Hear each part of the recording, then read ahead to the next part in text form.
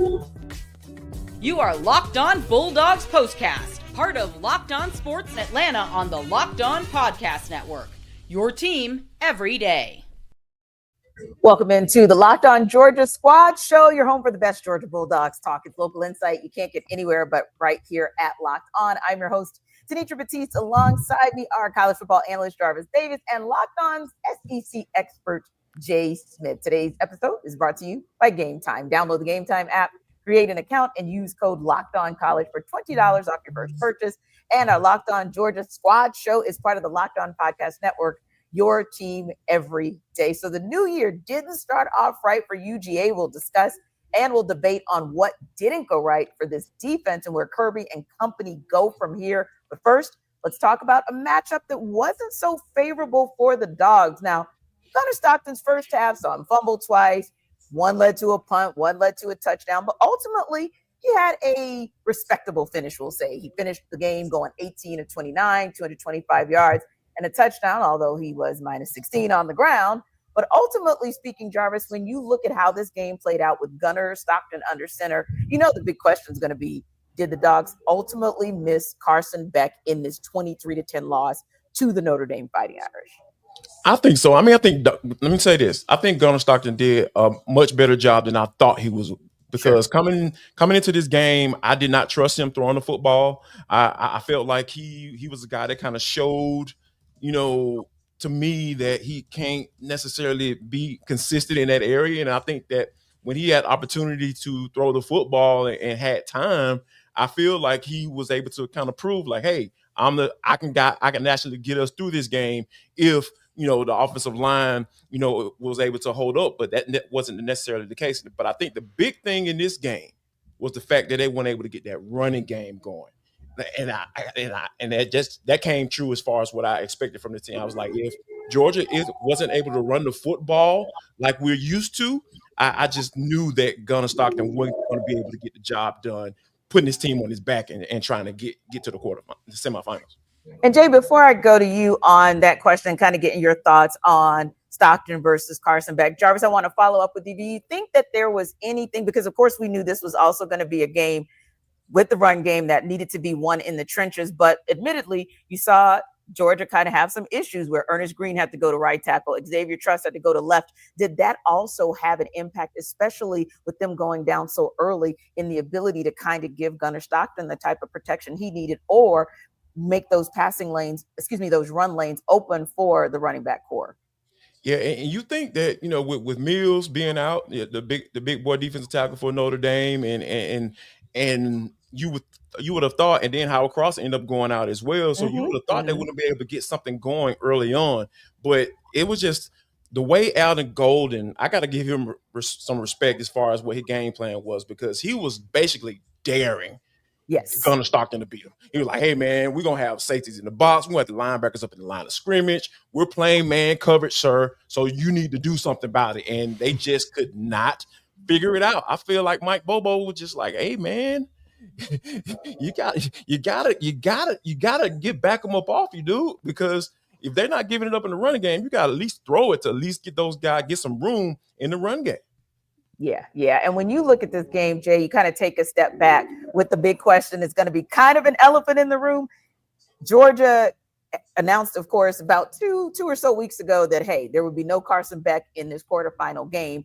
And there was probably a collective gasp in Athens, Georgia. But for you, was it really something where you said, man, if only Carson Beck would have played this game, might have ended differently? Honestly, I don't know if it would have got any different with Carson Beck out there on the field. I mean, no disrespect to Georgia or anybody out there, but the one thing that we've done to Notre Dame is we've kind of chastised them this entire season based upon the schedule that they played and the games they played. Sure. But the way that Notre Dame played against Texas A&M to start the season kind of reminded me of this game. They were very physical. They were pushing everybody around, and Georgia could not stop them when it came from the pass rush. They kept Stockton just busy. And if you think about it with Carson Beck, it probably would have been the same thing. He would have had happy feet. He'd been getting rid of the ball. But we talked about this in the green room. got to catch the ball, though, when it comes to your hands. That, to me, is a bigger issue, if anything, is that just this year, wide receivers can't figure out how to hang on to the ball. And no matter if it's Gunnar Stockton or if it's Carson Beck, that was going to be a problem in this game.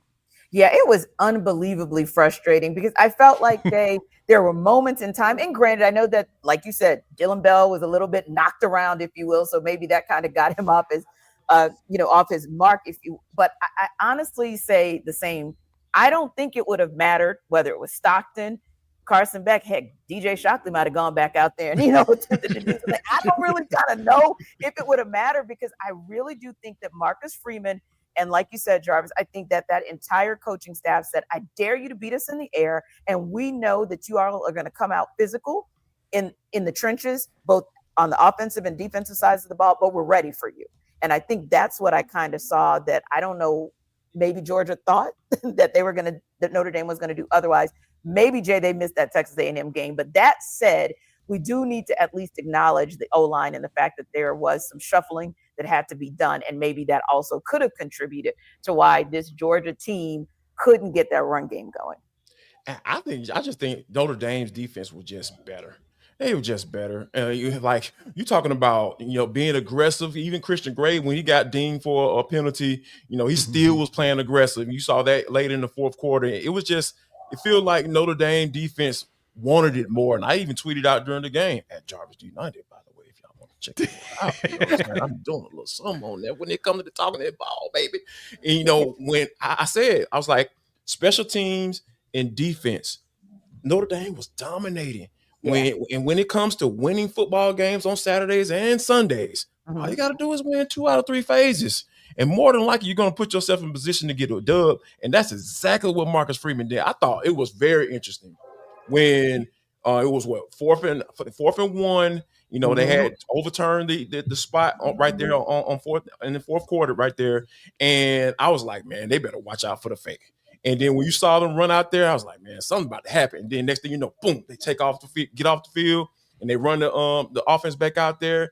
And then, of course, Kirby Smart, still kind of in that moment, and he runs his guys back out there. And then Jaylen Walker jumps off sides, get in the neutral zone, flag, first down. And I was like, yep, that was the game right there. It just goes to show you how, prepared Notre Dame was. And I think Marcus Freeman needs to get a lot more credit for beating Georgia and not necessarily saying, okay, Georgia all right, instead of Georgia losing this game. I think it's definitely the former. Yeah, I would agree. And I felt like it was one of those games, Jay, where from beginning to end, like there are times, especially, when you kind of cover this team on a weekly basis, as we all do, because like SEC, Georgia, college football, but we particularly cover it here in this Southeastern Conference. And every week, except of course those 2 weeks, but even if we're talking about it in reality, even that Alabama game, so let's go ahead and throw that in. There was always that feeling that, okay, Georgia's on the ropes, but they're going to come back in the second half and they're going to do something, even in that game where they eventually lost to Bama.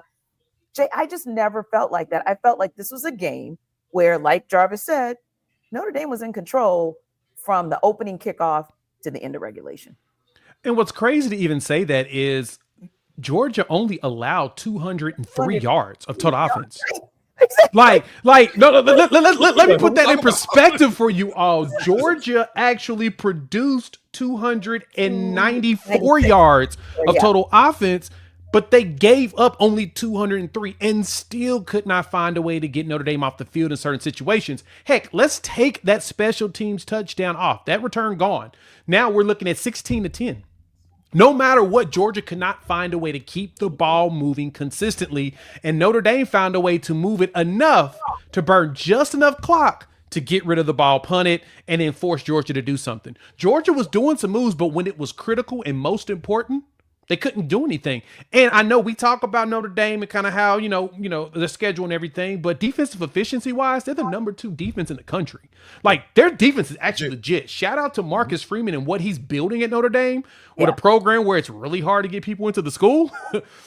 He's been able to keep that going. And all in all, I think the one thing that we have to point out in this game is Notre Dame literally walked in there and just muscled Georgia the whole game. And it's funny because when you look back at it, you talked about the Alabama game.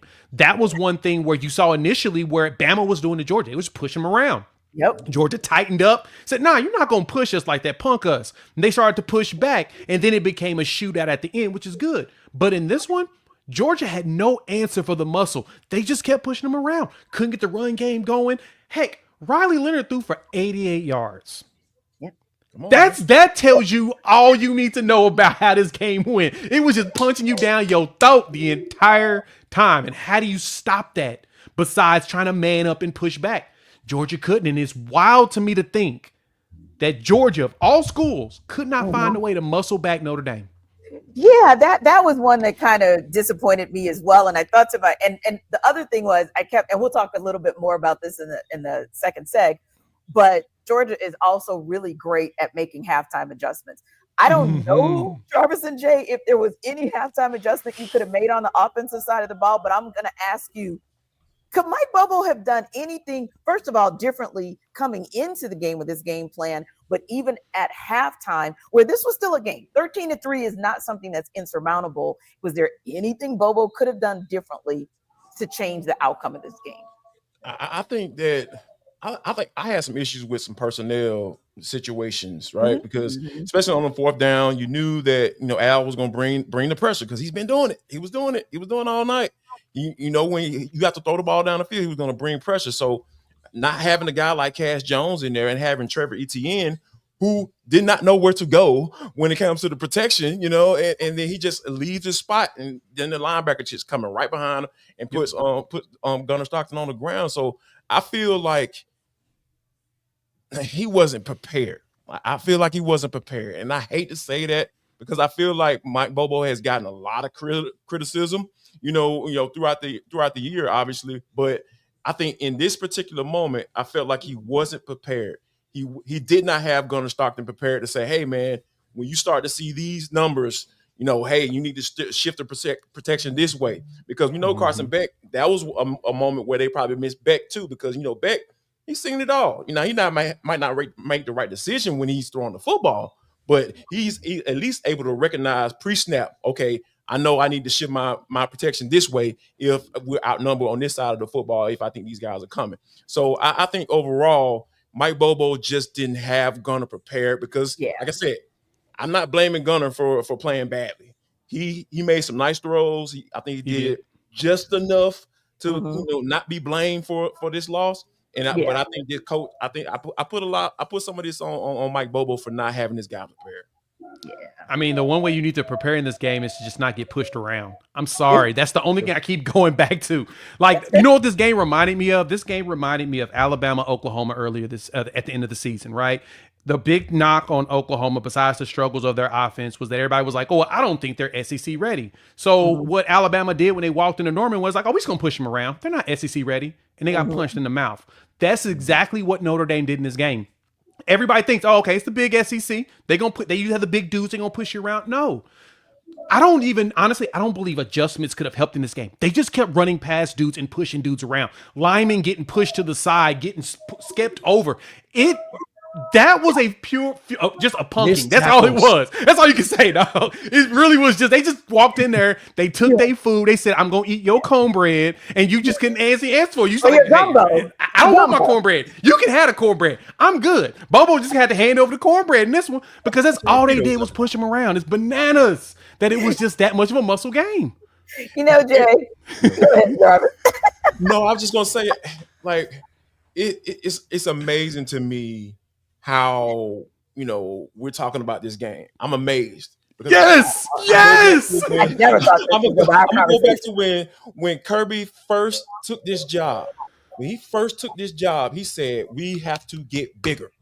Yep. We have to get bigger. Yes. And they were bigger than pretty much everyone that they went up against this year. But when you think about and they lost their best defensive lineman, 350-pound defensive tackle, like guys that caused havoc all year.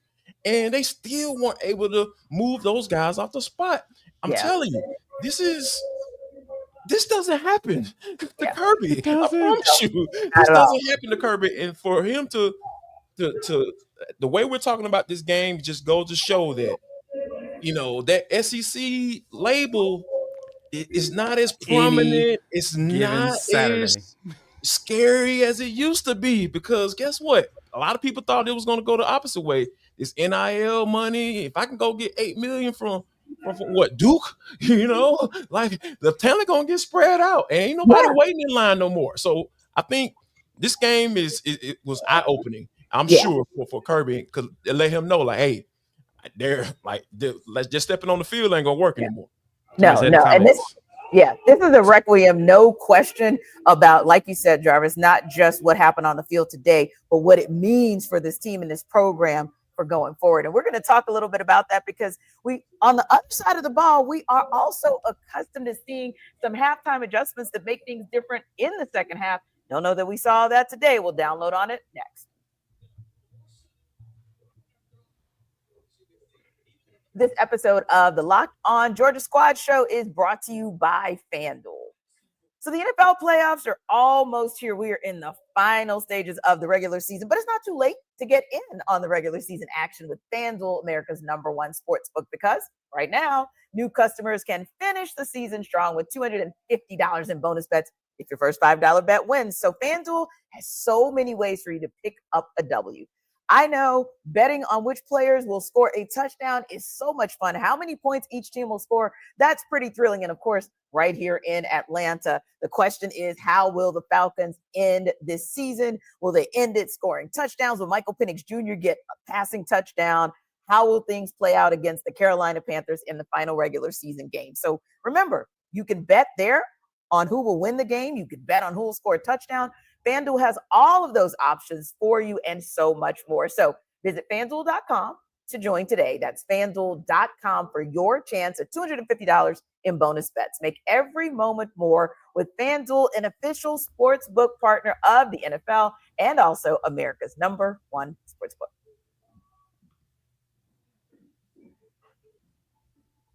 All right, Jay, I'm going to start with you because you gave us to me, like the stat of the night. And that is, you're looking at Georgia and you're thinking 23-10, Notre Dame must have had 300 or 400 all-purpose yards. No, they barely got over the 200-yard mark of all-purpose yards. And yet, this was a dominant performance. Like I said before, one of the things that we talked about all season was giving such credit to Glenn Schumann and his staff for the ability for that defense to reset, no matter how sluggish they looked in the first half, how many major mistakes they made or whatever. I don't know about you, Jay, but A, I didn't see the halftime adjustments that I thought I would see, and B, for any halftime adjustments that happened, it just didn't even seem to matter anyway. It did not at all. And he's pointing out here in the chat, this game did remind me a lot of that Ole Miss game as well, where it was just bodying people around, dropping touchdowns, missing up on first downs, like the pass interferences that were happening. It just felt like everything was just discombobulated for Georgia, and it shouldn't have. Because remember, this is Notre Dame. They're not built for this, right? That's what we've always been taught. This is always the thing that we've known, and that's the only reason why I point out how this was a muscle game, because we're not used to Notre Dame doing this, except for, again, they did it to Texas A&M to start the season, and A&M's a bigger team. And you're right, Jarvis. That's one thing Kirby Smart said. This team needs to get bigger. They need to get bigger. But the problem is just getting extra size doesn't help with athleticism. Like, all you're going to do is slow yourself down. And in a lot of situations, they look like they was out athlete the entire time. And so you need guys to be able to catch passes, get open. Like, separation wasn't even really there. That, to me, was what pretty shocking, too. Is like, I didn't think that the caliber of athletes should have matched up for what Georgia typically produces. And so, granted, you're right. It does feel like now the tides are turning on people going to other schools. We might see some of this fun stuff going forward. Yeah, because that's going to be the commentary in the conversation as well. Like, because Alabama's not even in this conversation, but that's going to be a part of the commentary. But Jarvis, piggybacking on what Jay said, and even a question that I have for you, when you look at what Glenn Schumann did, what he schemed up to start this game, and what he did or didn't scheme up for the second half of the game, part one of my question is, what did you think about the first scheme and then the follow-up strategy? And part two, this is going back to what Jay said. I don't think we've ever had a conversation about questioning the heart of this Georgia defense and whether or not they can get their soul snatched. I'm questioning it tonight. Ooh, oh, wow. Oh, goodness gracious. Right. For me, I think that to start this game, I think that game plan was pretty much spot on because you saw Jalen Walker getting up in there. He was getting him on the line of scrimmage, and he was standing up, and he was coming as well. It was one play where Jalen Walker got touched by at least three different guys, and he put pressure on Riley Leonard. So that just goes to show you like what this dude is capable of. Atlanta Falcons, I appreciate y'all. Just go ahead and get the man. Like, stop playing around and go and make that happen. But anyway, that's personal stuff. But I think, in the first half, I thought it was fine. You just saw the turnovers is what killed Georgia in the first half, right? But in that second half, it was something different. Something changed, right? Like they started going back to what had been Georgia's weakness, and that's on the edge. You start seeing them getting out on the edge. You saw Price come in, Jeremiah Love, he was dealing with his issues and having the flu-like symptoms and everything like that. So Price kind of took over, and he's a guy, we know how fast he is. That dude was able to get out there. And if you didn't come with those right run fits like they did, like Georgia didn't do in the second half, that's what you get. You get Riley Leonard saying, it was third and short, fourth and short, third and four, fourth and four. It didn't matter. Like Riley Leonard, everybody in that stadium knew that Riley Leonard was going to get the football. Because I'm sitting here, I'm like, yep, Riley about to get it. What y'all going to do? And they just couldn't stop it. Which I never thought that was a conversation that we were going to be having. I never thought it was going to be a conversation where, honestly, and I know I keep saying it, but that's because I'm shocked. That's because I'm accustomed to the second half of this game being the first half of a game for Georgia and the first half of this game being the second half of this game for Georgia. But Jay, when you look back, maybe even at a handful of plays from the defensive side of the ball and what the players, not so much even Schumann, but just a handful of plays that you look back at, tell me what those are for you where you're like, yeah, if that play would have been executed, even outside of the penalties, maybe this could have been a different game as well. Honestly, if you really look at, kind of Jarvis pointed this out, when Riley Leonard started to scramble, you knew that he was going to be the one to have the ball.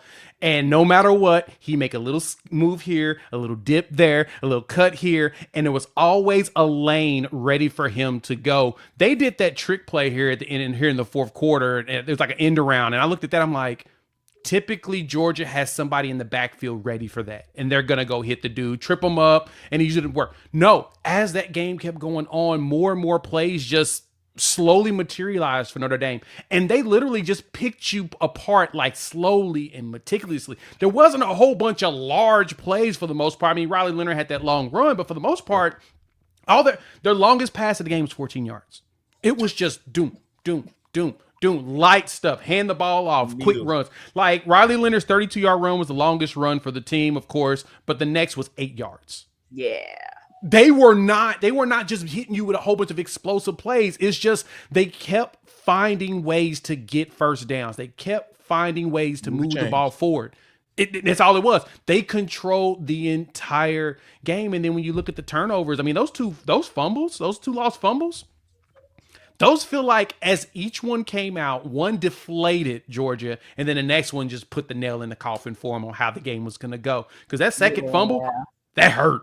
That really hurt. And you started to see in the way they played, it was then Notre Dame started going back. It's like slow. Marcus Freeman and them had the best game plan for this one. And I'm just, like I said, I'm still surprised they were able to execute it that easily. Yeah. And I think too, just kind of going back to the penalties, for example, I felt like there were moments in time as well where I just didn't see a Kirby Smart disciplined team, if you will. There were just moments where I was like, I don't understand. So I'm gonna let you jump in, Jay, because because you just called out something that got me that it grinded my gears. So fourth down, they're gonna punt, so they fake and they bring all these people out there. Why did Kirby Smart allow his players to go out there in a timely manner? Why didn't he slow play his players out there substituting? Because the ref immediately ran to the ball and said, you got to wait for them to sub. He could have made a couple of different adjustments in there of, we're going to send this big guy out there, keep shifting everybody back, and just go slow. Instead, they get there with 5 seconds left and still jump off sides. You knew what was coming. You knew what they were going to do. That play right there, I was like, what are we doing, guys? Go slow. Just slowly trot a guy out there. Let the last guy go to the offensive line as slow as possible and make them call a timeout. Make it go to 0. You could have done that. That would have probably helped at least a little bit more momentum. But you going out there and then the dude with 5 seconds, like you jump and you know they're going to fake it. You jump. It was like the lack of discipline got me. I'm like, what are we doing? That to me was on Kirby. Because he knew. He even looked at Marcus Freeman and was like, I got to be able to change. It's like, cool. I'm glad you recognize it. Now go ahead and take your time like most smart teams do. Just go slow. It's like Shane Beamer and Brent Bielema.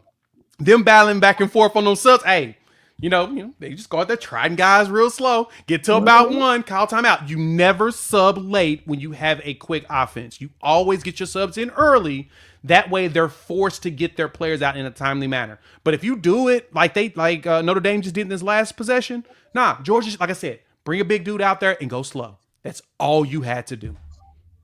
And to kind of add to that, man, like get your guys together just real quick as they're running out on the field. Like, hey guys, hold what you got, hold your water. I can hear my coach, you know, in my head as they were running out on the field. I was like, hold your water, hold what you got. Hold. Don't laugh.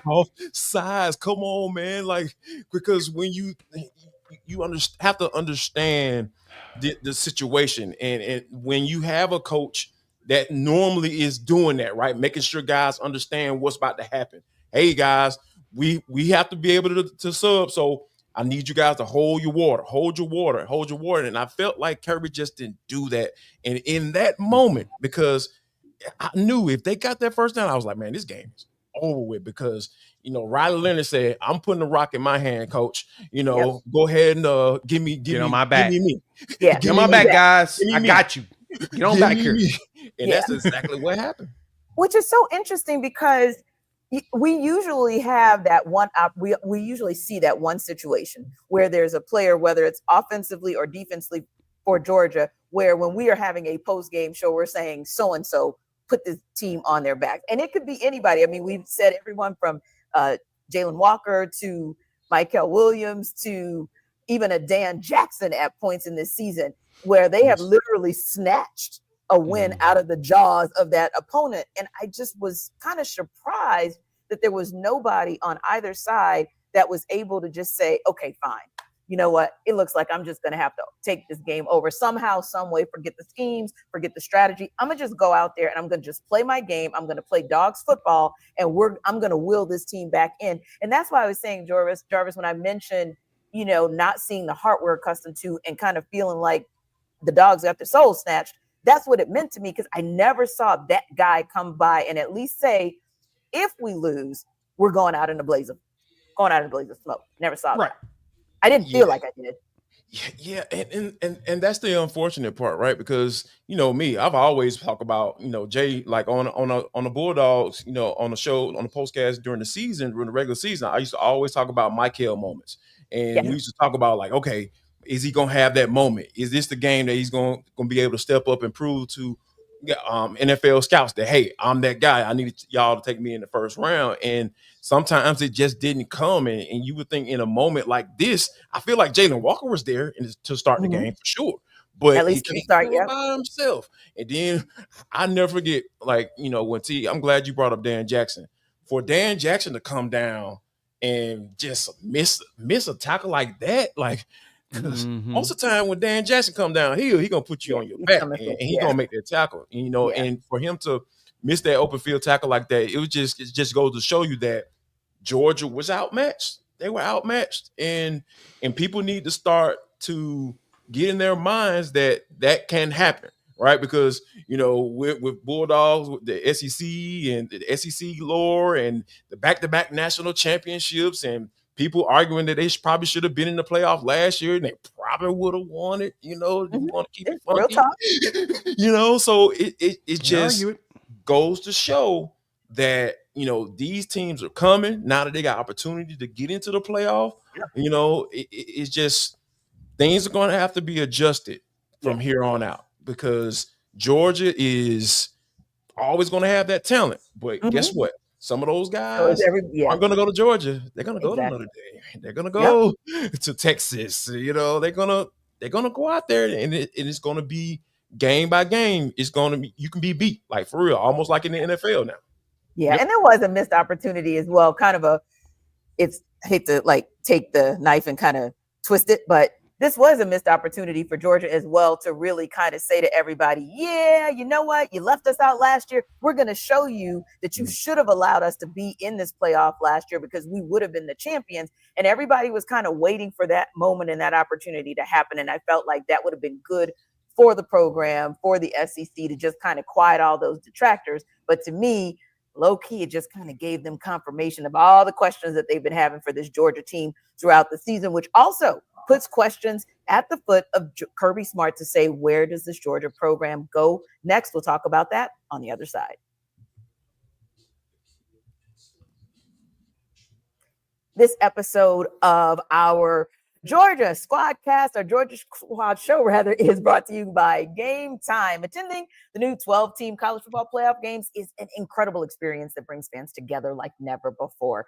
Remember the excitement of past playoff games, and it makes you really excited to make new memories as well with the updated format and all these extra teams involved. So Game Time has a new feature called Game Time Picks that makes getting tickets for events even easier. Filters out the fluff to show you only incredible deals on great seats, so you don't have to waste time searching through thousands of tickets for those upcoming playoff games. So, of course, Game Time Picks for me, I actually use them for concerts. Sometimes I like to decide last minute which concert I'm going to go to or if I'm going to go to one at all. So it really gives you a great opportunity to make some last minute picks, great values. You can even take a look at your seats in and around the venue. And the super deal in particular stands out because it's the best value for the event, where the seat, you can view it before you buy, and the app shows you the total cost up front with no surprise fees. And of course, the on-time ticket delivery and lowest price guarantee give you complete peace of mind. So take the guesswork out of buying tickets with Game Time. Download the Game Time app, create an account, and use code LOCKEDONCollege for $20 off your first purchase. Now, terms do apply, but again, create an account and redeem code LOCKEDONCOLLEGE for $20 off. Download Game Time today. Last minute tickets, lowest price guaranteed.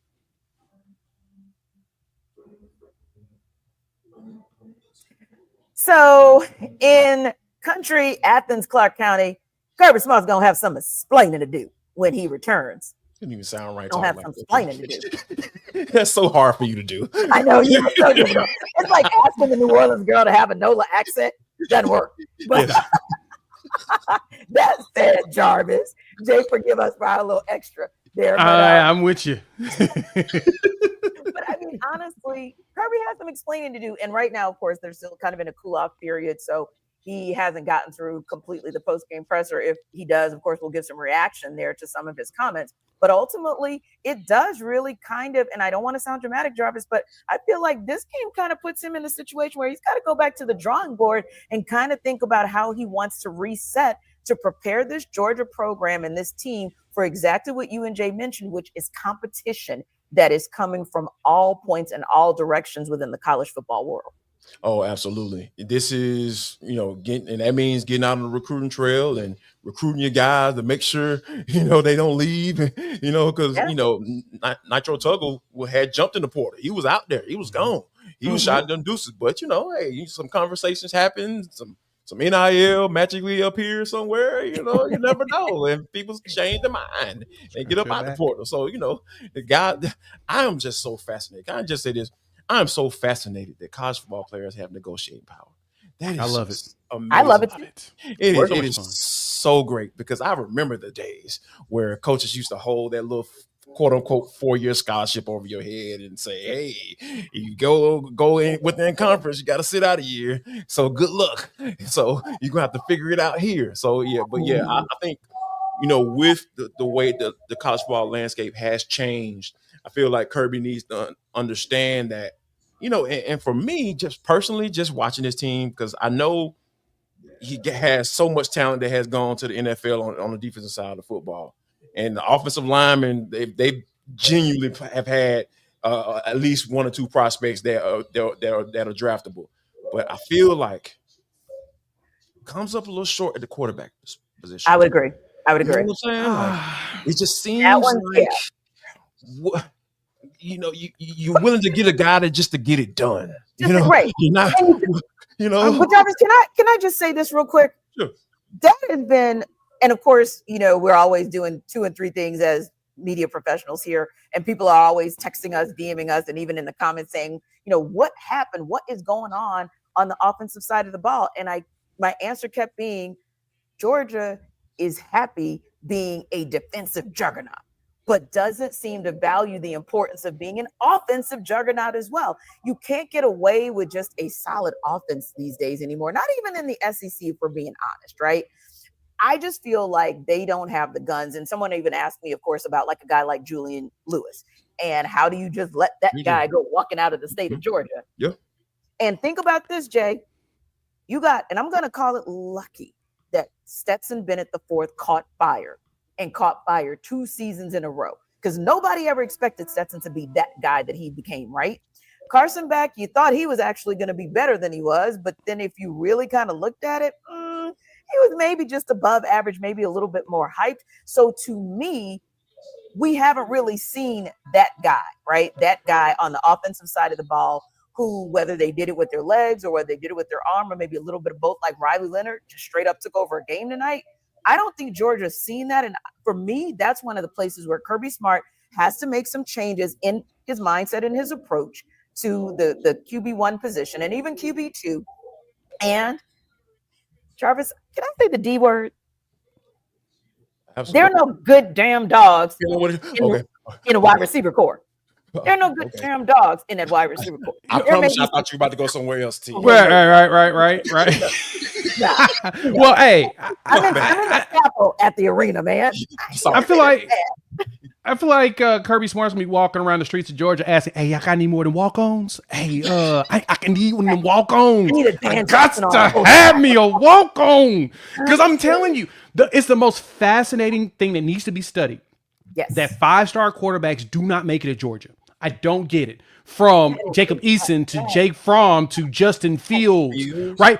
We're going down the line of it all the way up to now. Who Brock Vandegrift, right? You're going down the line of quarterbacks that have come in that were 5 stars and they just do not make it there at Georgia. In which, to your right, the key thing that I've seen about Georgia is they want to maintain being a defensive juggernaut, which I understand. Look, they just lost to a defensive guy, Marcus Freeman. The defensive dudes seem to always find a way to shut up a lot of the offensive guys. So that's kind of like where you see with Texas is they're trying to make sure they have a really good defense with the creative offense.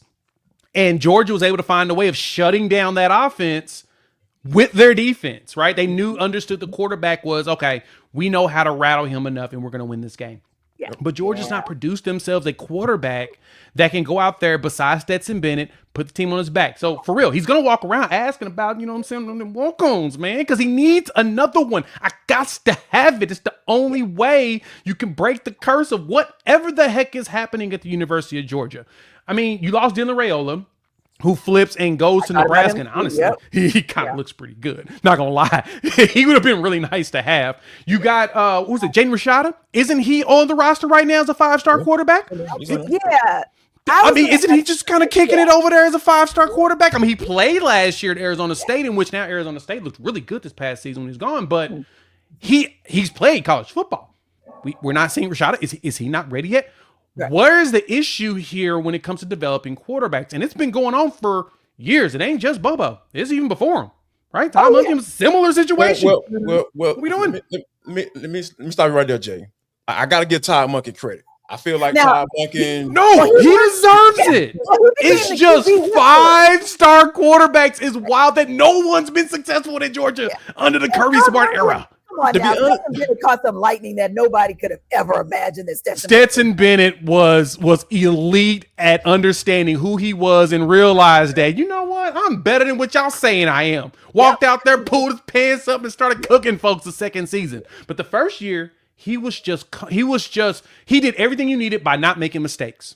Yeah. That was who you got out of Stetson Bennett year 1. And that defense carried it. Year 2, he was like, this defense is elite. I'm good. Let me go ahead and have a little YOLO action. Let me just go do some stuff. And he did it. Like he did it really good. Like he showed, no, I'm actually pretty good. But at the same time, he was in college football for how many years? I mean, that was like year like 14, 17, 19, whatever. He had been around for a bit. But the good thing is that he recognized the confidence and he leveraged that really good defense that was right behind him. But we have not seen that from any other quarterbacks that have a rating of 4.5 stars plus. I don't get it. It needs to be studied. Somebody needs to figure out who put the hex out there, who put the voodoo. Did somebody make somebody mad in New Orleans? Do I need to hurt? Is there a relationship that Kirby Smart's got going on that we don't know about? With a New Orleans, I'm just asking. I'm asking questions because I need to understand how. I'm gonna give you an answer. But here's the thing: when it comes to Justin Fields' situation specifically, like they don't know how to handle those guys, right? Agreed. Because they tried to sell us in the spring when Jake Fromm and Justin Fields were in the same quarterback room. They tried to sell us that on being a quarterback competition. But in the spring game, you never had Justin Fields throw the football. Nope. Ever.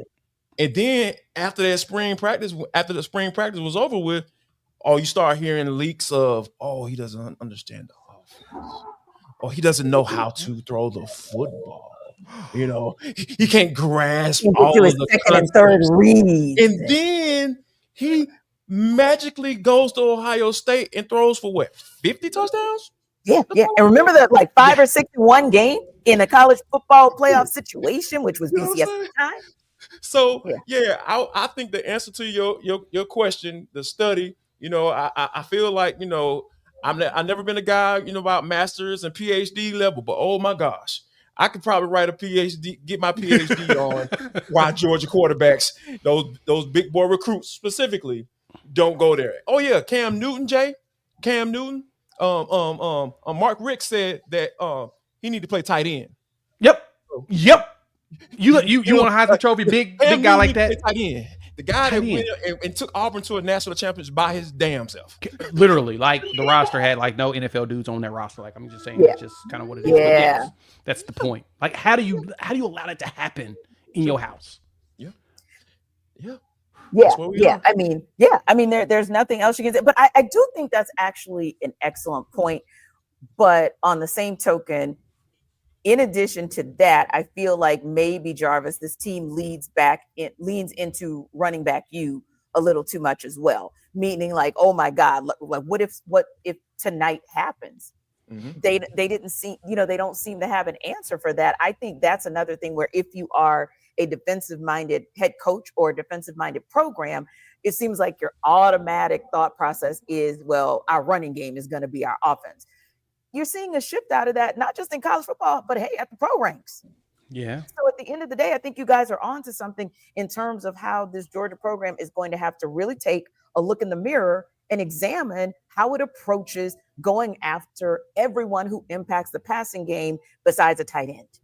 Yeah, that's going to be the most important thing is they're going to have to go get, we'll see what the quarterback looks like. Like I said, you got 5-star Jaden Rashada sitting there in the room. Still got Gunnar Stockton, unless he decides to portal after this game. I hope not. Hope they don't run him out of the city, but he looks like he has potential to be something. I can say that right now. He looks like he has the potential, but you better make sure that Jaden Rashada has the opportunity to go out there and fight for that job too. Keep the competitions there. You need guys to push each other. If there's anything that truly needs to be worked on for Georgia, then wide receiver needs to figure out how to catch the darn ball. That's the one thing, man. Everybody dropping passes. It's been a lot of drop passes in college football this past season. It's been wild, but that was some drops throughout the entire year that made everybody scratch their head like, do these wide receivers hate the coaching staff? Is their wide receiver coach not good? Everybody's asking those questions. So that's, to me, you need to start working on a lot of the fundamentals. The trench work needs to get back to the basics with the trenches because, that just was not the game you would have expected against Notre Dame. You would have expected Georgia to push them around a little bit more. Honestly, like I said, everything else on the defense was fine. 203 yards of offense, you're winning. But, Tanitra, you made a great point. Leaning too heavily into RBU may have cost a lot of portions of the game because the running game could not get going. It was either the blockers couldn't make a hole wide enough or the running backs weren't hitting what little gaps that were available.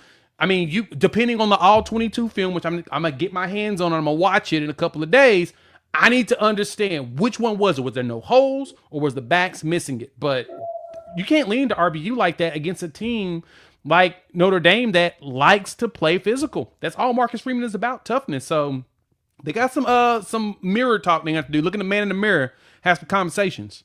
And I want to continue that conversation on the other side, because I think there's more, just a little bit more to dig into as it relates to how this program approaches their recruitment of wide receivers. We'll talk about it on the other side.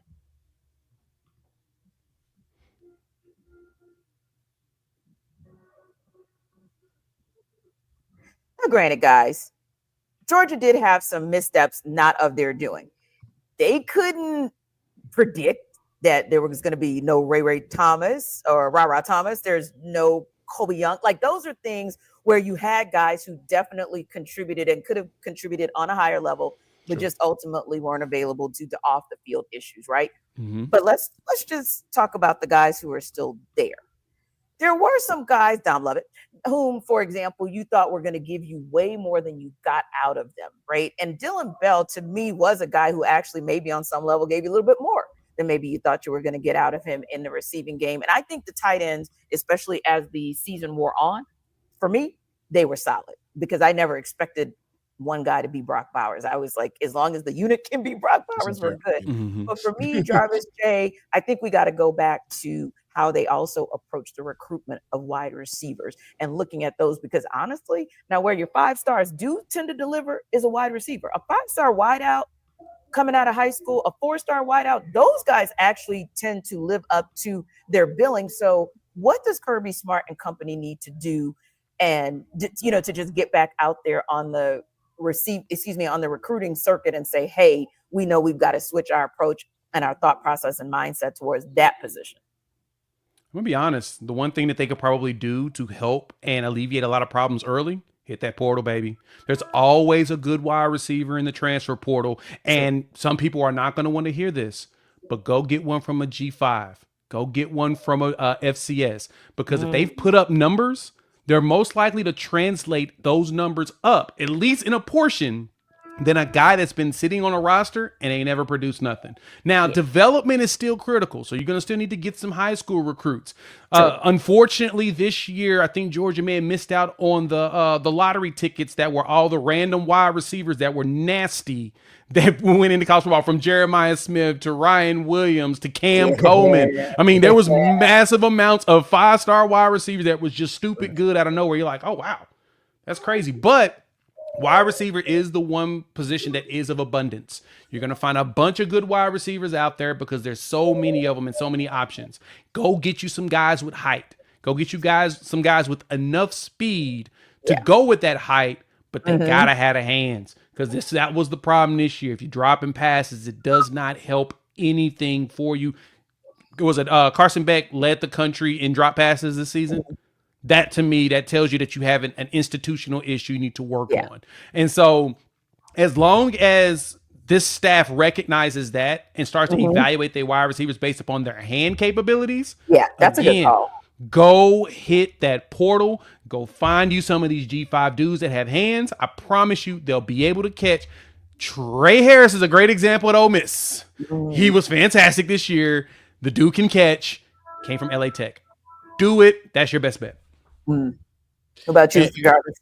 And for me, I feel like this is a being prepared type situation, because they hit that portal. They got Kobe Young, they got London Humphreys, and they got Dom Lovett, the previous year from Mizzou, and I thought coming in he was going to be that guy to kind of be 1,000-yard wide receiver, because shoot, man. You remember Terrence Edwards, Jay? Oh yes. That's the last time they had 1,000-yard receiver at Georgia. Yes.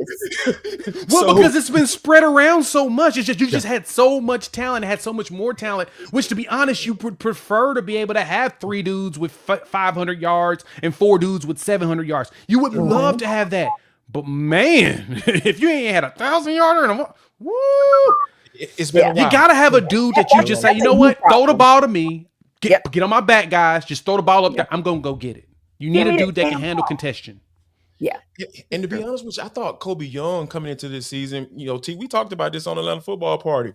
As far as during the spring, coming out of the spring, I was like, Kobe Young can be that red zone threat, a guy you can throw that back shoulder throw instead of throwing it to Lawson Lucky. Fourth down. I'm just like, man, what is going on here? Like Mike Bobo, I was like, bro, I don't know. You a little shaky this game. I've been a Mike Bobo defender from time to time throughout the season, but oh my gosh, that type of stuff, you're depending on Lawson Lucky. Like T mentioned, they were non-existent pretty much for the most part through early on in the season. Then Carson Beck started to get some momentum.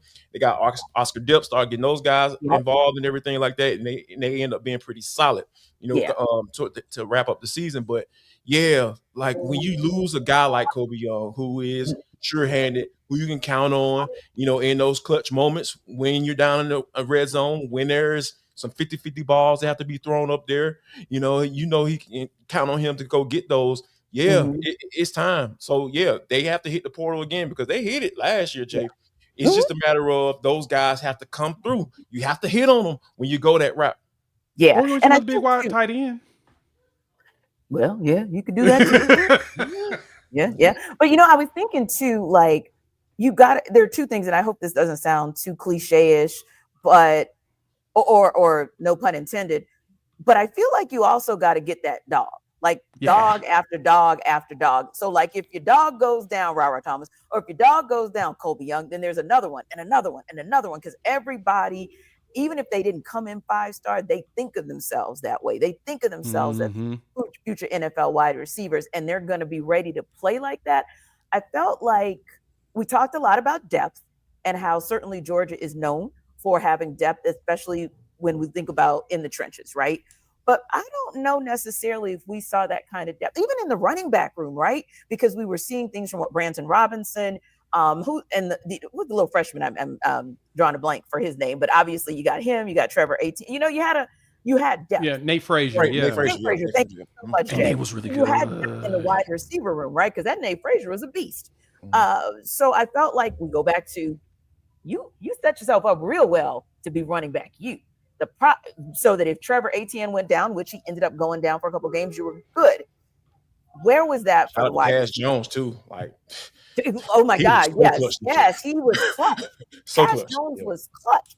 But where was that depth of that dog who could come in and who could clean up and get you 100 yards if that's what you needed out of one receiver? Like, where was that guy? So I think that's kind of important as well. As much as Georgia loves to look at depth at certain other positions, why don't you look at depth at that skill position? Because that's becoming, just as critical. And I'll say this, and then I want to switch gears, but you even look at the NFL draft from 2024, and a lot of people questioned it, but you look at like a Rome Odunze, a Malik Neighbors, a Marvin Harrison, those all three, well, okay, not Malik Neighbors, he ain't have a quarterback, but the other two teams, those franchises said, hey, right.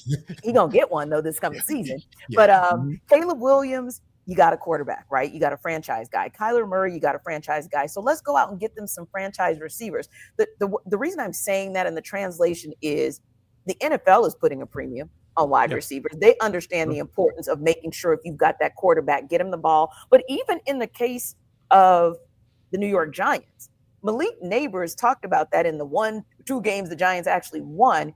It was him that was kind of helping that quarterback along to will that team across the finish line and across the end zone. So I just wanted to kind of go back there and say, yeah, I do think they need to kind of reset their mindset on how they approach the wide receiver position. But for you guys, what are some of the other things that you see in terms of maybe not just what you saw in this game, but maybe even what you saw in Gunnar Stockton's game against Georgia Tech, where you're saying, did you do enough to prove that you should be the starter next season?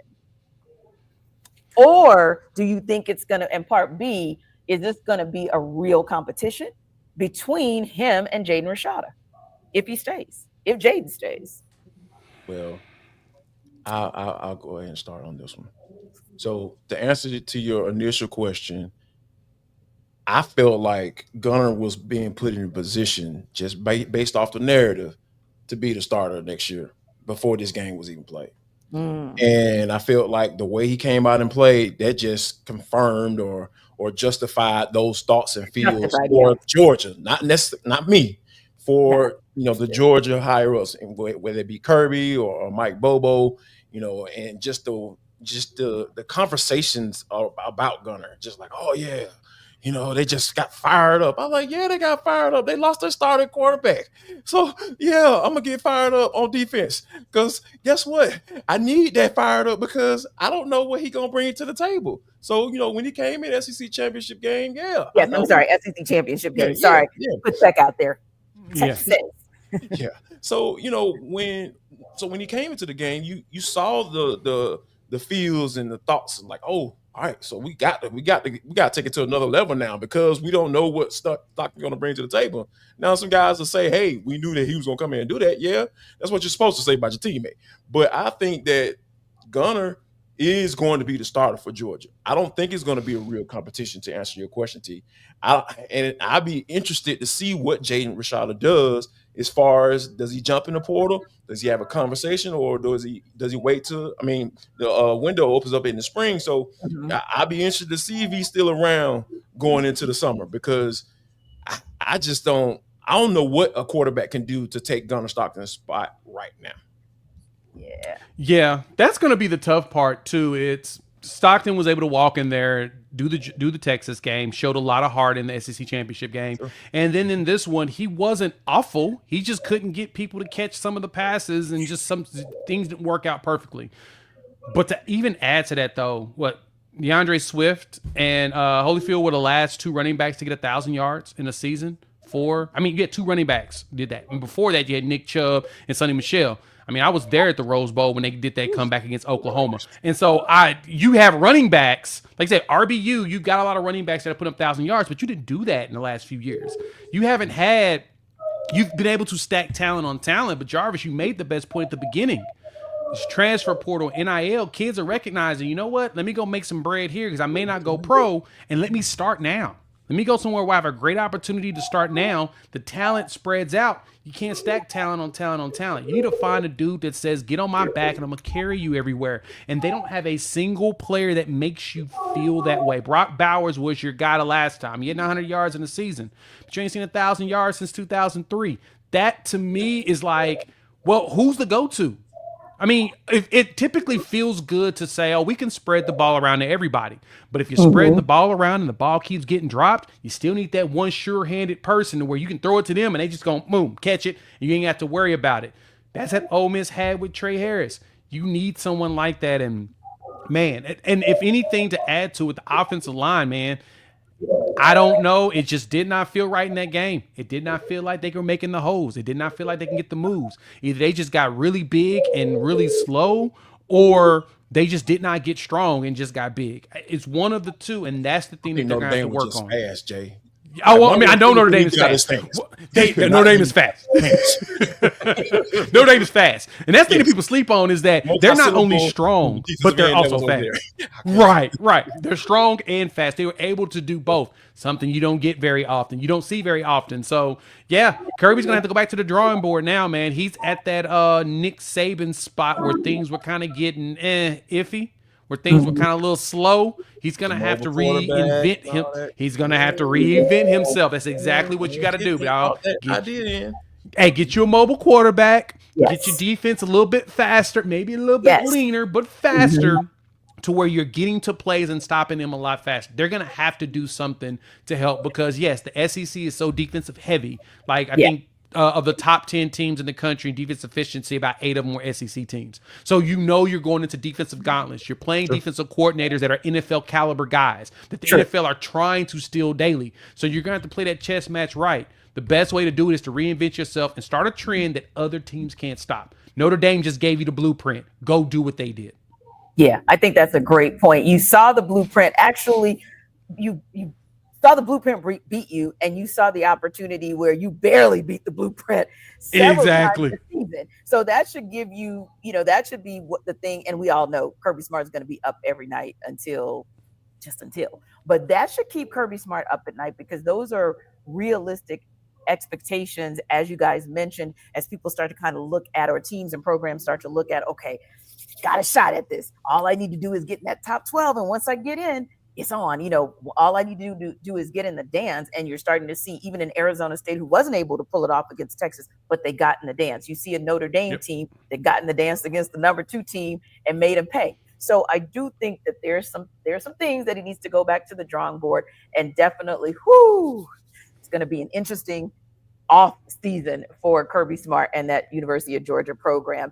But listen, before we wrap up, obviously, we would be remiss if we did not send our thoughts and prayers to everyone in the New Orleans metro area, obviously, with the terrorist attack that caused the Sugar Bowl game to be shifted to tonight, caused our post-game show to be shifted as well. To those who lost loved ones, we definitely send our condolences. And for those who were injured and are in critical condition, certainly our thoughts and prayers for them for a speedy recovery. And just so you all know, New Orleans is still that city. My hometown is still strong, and we love you guys, and we appreciate everything that everybody did to make the city safe again. For Jarvis Davis and Jay Smith, I'm Tenitra Batiste. Check out Jarvis on our Locked On Sports Atlanta podcast, and check out Jay on our Locked On Oklahoma podcast. Thanks for joining the Locked On Georgia Squad show. Until next time.